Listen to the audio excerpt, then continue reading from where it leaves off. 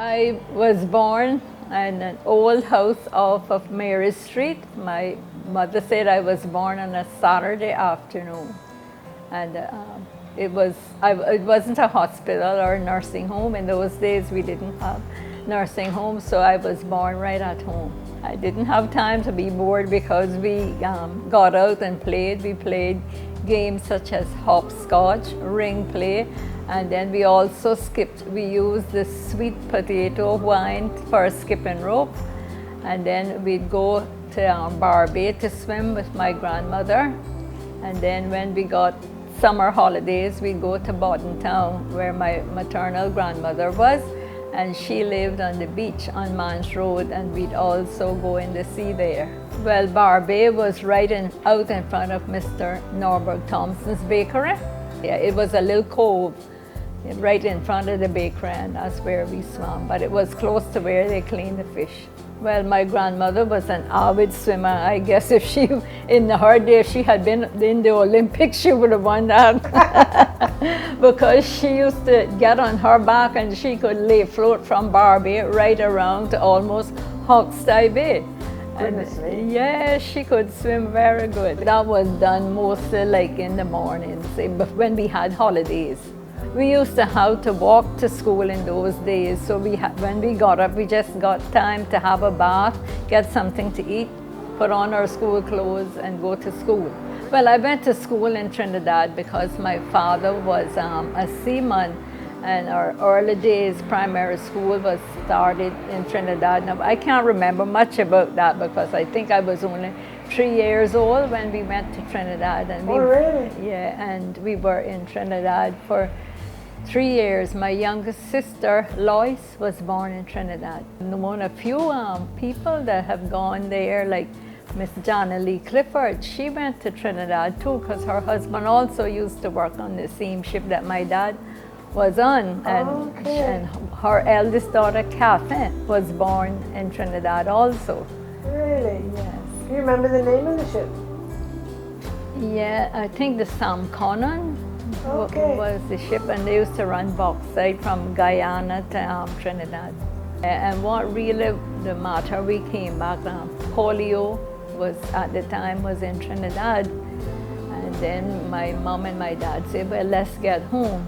So we came home then. That's interesting, that's right, because there was a polio epidemic in Jamaica as well, in the early 50s. That's right. Yeah. So to go back to Georgetown then, and the school that you went to, was that the school out in front of Emsley Memorial Church? Well, we started at the one they call Dobson Hall. Oh, yes. Right where the Watler building, or the Royal Watler Terminal is now. Right. That was the one we started, and then we went, I think it was the 2nd or 3rd grade, we went to the old one there. And then after that, my parents decided to put us to the Cayman Islands High School then, so we went to the prep. Behind the library? Behind the library, yes. Do you remember who your teachers were out at Dobson Hall? Yeah, Miss Pearl Carter from Town, and Miss Genevieve Borden from Westby. Those were the teachers there. Yes, those are stalwart names in the teaching community. Oh yes, yeah, we don't get teachers like them again. They were very disciplined, I must say. Yes. So when you came back from Trinidad, you were still living in Mary Street? Yes, we were still living there. I lived there until I got married. Really? Yeah. That's interesting. Yeah, although my parents then they had built a house on Crew Road after, Yeah. Wonderful. So you said that swimming usually took place in the weekends or summer holidays? That's correct. Yeah, not during. Did you have chores to do during the week? Oh yes, we sure did. In the afternoons, they'd leave the dishes for us to wash up. So we had to wash all of the dishes, and then we had a big yard, I must say, with lots of fruit trees. And those leaves kept falling all the time, and that kept us busy raking up those leaves. And then we'd rake them up, and then on the Saturday afternoons, my grandmother used to burn them. Okay. But in this day and age now, we can't burn anything. So really, it sounds like chores were kind of like leisure time. Yes, well, yeah, in a way, because with us going to school. Yeah. You mentioned hopscotch earlier. Tell some youngsters that might be listening to this how those games went. Hopscotch and the skipping with the sweet potato vine. Yeah, well, we didn't have rope in those days or skip ropes like how they have now. So that was what we had to use. We'd go into the ground and we'd pull up all of this potato slip, and then we started to take the leaves off it, and then we had a few lengths, and then we'd make the skipping rope out of that, you know, and you know how it goes, one person on one end and another on another end, and then we someone in the middle, and they'd skip, and there were lots of games that you could play with skipping. You used to play like one that really pepper, they used to call it, that they threw it, they spinned it fast. And pepper sauce. Pepper sauce. and then they would pull it and catch you into it, yes. And then we had different ones. How did you mark out the hopscotch? We marked out the hopscotch like drawing a person with a body. There was this big head, and then there was the neck, and there was the two portions, I guess, of the chest, you would say, yeah. And then the tummy, and then like the two legs, and then you had a taw, they would call it, which was a piece of old glass bottle or a counter, as they call it, and you just threw that, and that was how we played hopscotch. So you actually drew it into the dirt? Yeah, you drew that into because the nowadays, dirt. Of course, when they've got cement, they use the chalk. Chalk, yes, yeah. that's but correct. You actually did it into the dirt. Into the ground itself. Wonderful. But earlier we were looking at some sisal, slippers made out of sisal, and you were telling me about how you helped. Tell me about that process of the sisal, because that was part of your leisure time too, I suppose. It sure was, yeah. Tell me about that. Yeah, well, my mother, when she was young, she was taught how to deal with the sisal and make slippers and handbags and hats and so forth. But she couldn't ride a bicycle or anything, and in those days we didn't have a car. So we knew where sisal was, like in South Sound or Old Prospect Road. And then we also had some sisal in Bordentown where she grew up. So I had an uncle that he used to run a taxi, so he would take us to Bordentown to collect the sisal, or we would ride on the bicycles to South Sound or where around and get the sisal for her. And she had to scrape that sisal. Now I helped her with that because I remember myself scraping the sisal for her. She had an old spoon we would scrape it with, but we had to put on long sleeve and gloves because it's itchy. And then once we scrape it, we would have to wash it and put it into a big can with water, and then she'd clear it out. She had an old plastic comb that she would clear it out. Then after she got it all cleared out, she would dye it. And that's where it got the colors from, because it was all white when you scraped it. So for it to be beautiful, she'd had to dye it. So she dyed it, and then she had to plait it. And that was where I helped her, because as she plaited, she kept adding piece into it. And then once she added it, it was like fringes, so we had to trim those. So in the nights after school, I would help her, trim it. Now the sisal, most of us have seen it in the field or in the bush.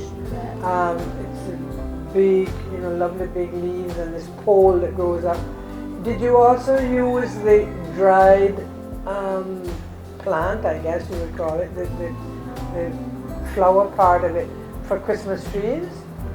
Or you didn't do that? No, we didn't use that. We used the weeping willow trees, that we call them now, the casarina. Those were our Christmas trees. Ah, yes. Okay, you would cut one of those. We would cut one of those, and then we'd look for one with the little berries on it, the little brown berries. Yeah.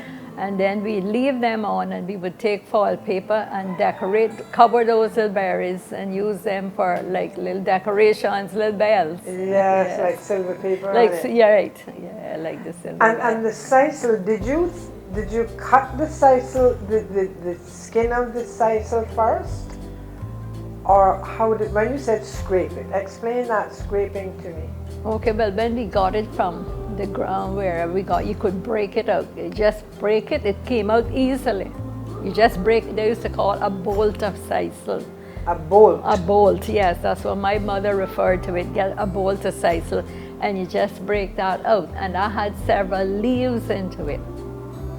Ah. Yeah, and then so it actually, you sort of pulled it out of the big right, yeah, you pulled it out. Now, I see. the little ones wasn't very good because they were young, like, you know, but the older ones that was out got in there. Didn't get enough bolts. Didn't get enough bolts.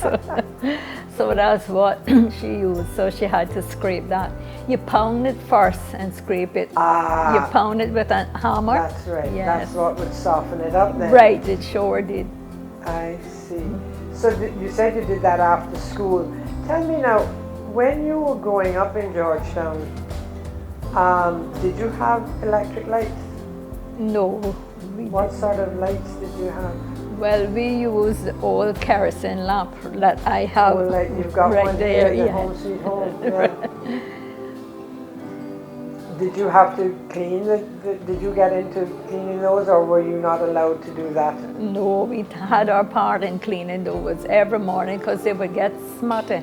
Once you left them on, they would get black. So every morning they were cleaned. Yeah, but you had to be careful because they would cut you if you ever breaked it. Yeah. How did you clean them? Well, we just put them in a basin, and we had some soap water, and we took a rag and put inside and cleaned it. Yeah, of course you had to have a small hand to get in there.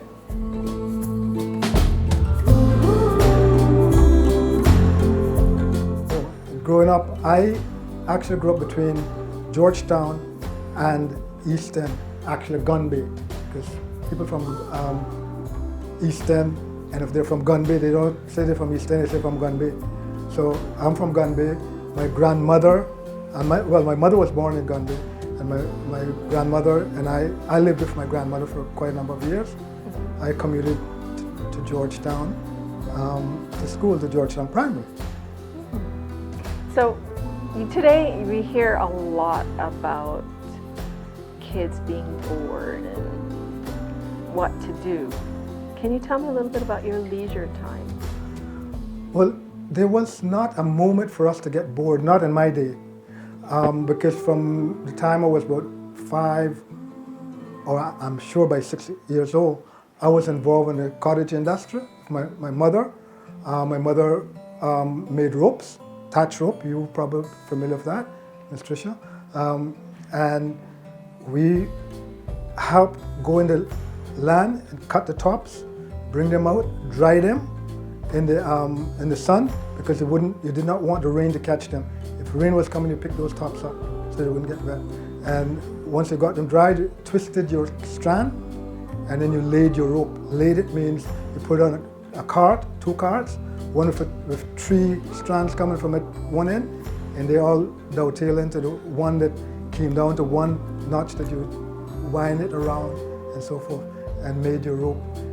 And we sold it. That's how we made a living. Took it to the store, trimmed it, coiled it up, took it to the store, and got your flour, your sugar, baking powder to make whatever else you need to make it, and so forth. And that was part of the way we lived. Sometimes we had to do that before we go to school. My brothers and I. I'm the youngest of 4 children and 4 boys.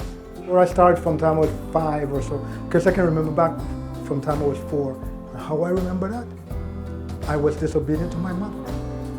My mother told me not to go outside and catch crabs, and I did not listen to her. I went to prove that I could catch a crab, but the crab caught me. And of course I screamed and screamed, and with this crab hanging onto my finger, and my mom said, "What did I tell you? And not to do?" And I said, "Please, Mama, take it off." She wouldn't take it off right away. Eventually, she took it off. She made the crab get the thing loose, and the little piece of thing, she pushed the little stick in there, and it automatically opened up and bite like that. It was on my 4th birthday. I can't forget it. So I was 4 years old. So I can remember from the time I was 4. Okay, wow. And you thought you were going to be a big man and go out and pick up crabs. Yeah, I was a big man then. At least that's what I thought. The crab made me know I was. So as you were growing up, what other kind of activities were you involved in as a young man? Okay, there were lots of things that we as young people or children growing up involve ourselves in. We had to invent our own types of toys, because I didn't come up having toys like what we have today and all Nintendos and games. There was nothing like that. Matter of fact, there was not even electricity in my district at that time. No electricity. We used lamplight. So growing up, you had to invent. We did string cars. We made our own gigs. We invented all of the things that we needed. We played cowboy and Indian, but we had stick guns. We didn't have real guns, we had stick guns. So as children growing up, you invented your own things that you wanted to play with. And we played with the neighborhood children. We all got together and we decided what games we were playing. And we also played house, as we call it. You built your little house and you set up and you pretend you did your own cooking. You caught birds, and those birds are what you cooked. All those little birds, you took a slingshot, had slingshots too, shot them down, picked them, and then you cooked them. And of course, we didn't have the propane stoves or gas stoves or even oil stoves. It was by wood. We had to back wood in order to have our meals cooked. Backwater as well, because we didn't have a system. And you might have a drum that when it rained, it would get full, but then when the rain wasn't there for a while, you had to go to a well. About the closest well to us was about a mile away, so we had to walk there to get water. And then there was another well that was real fresh water, just like rainwater, and that was about 2 miles away. So if you want, the first well was we call a brackish well. In other words, it had a certain amount of salt in it. The other well you didn't taste any salt in that water at all. And would you, the children, be carrying and backing the water? Who else? Most definitely. Even when Christmas time came, I know you'd probably jump in the gun, but we had pretty white yards, just as good as those people in West Bay.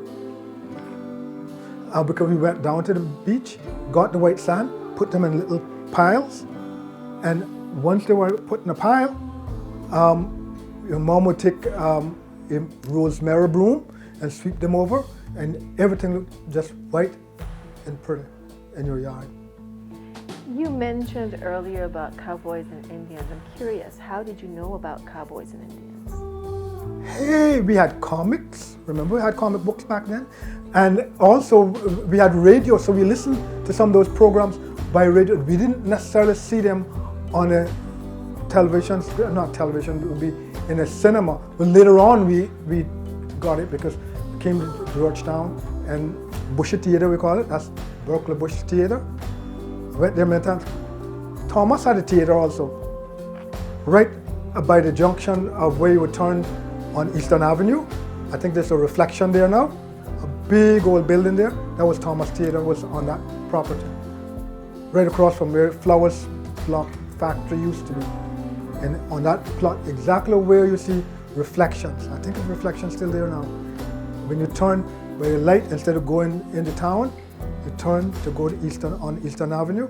On this corner right here, that was Thomas Theater. And Bushy Theater was down by, where you call, down on North Church Street, just after I pass over Mississippi, Brian's place. What's the name of the restaurant that's on the seaside? Is that the Fish Shack? No,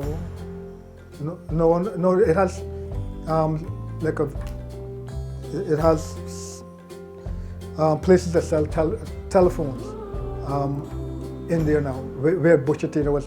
The theater's gone, they built like a little plaza. It's by where, there's a place, Italian, right? Restaurant, what's its name? Casanova's? Casanova. Across from Casanova, almost. Not that first plaza, but the very next one to it. And we used to go there, so there were cowboy and Indians there. But we knew of cowboy and Indians from the time I was 5, 6, 7. We always talked about it, and we played cowboy and Indians.